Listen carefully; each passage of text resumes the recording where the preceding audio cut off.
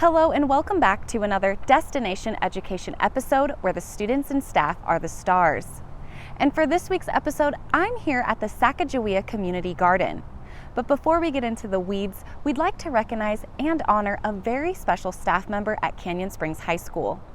This week was the 22nd anniversary of the 9/11 terrorist attacks. We honored our very own Mr. Brian Bartley for his service during September 11th, 2001. Mr. Bartley was in the police academy at the time of the attacks.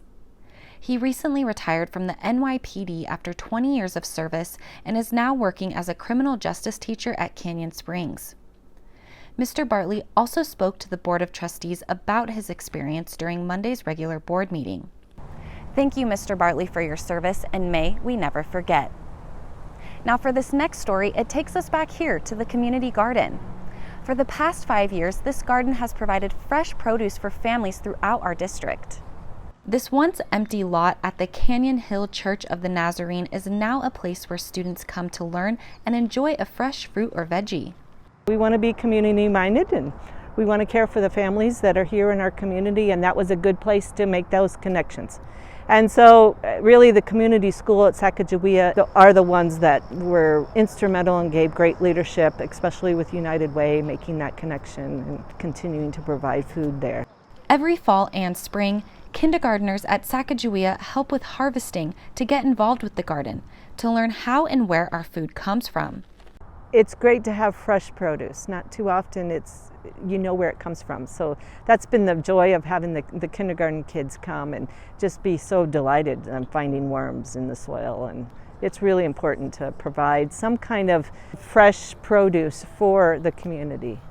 Heather Terry, a parent at Sacajawea, volunteers every week. And it was after her son told her about the community garden that she figured she could help out and give back to her community.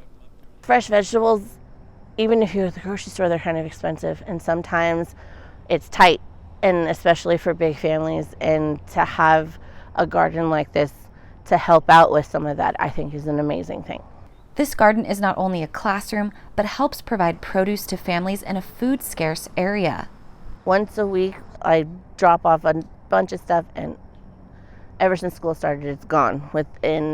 By the time they're done picking up their kids and everyone's gone home. So it's a great thing to know that, families are getting all of that.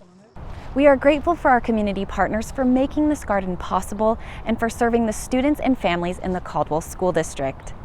Now make sure to tune in next week to see where the highlights will take me. Thank you for watching and have a great week.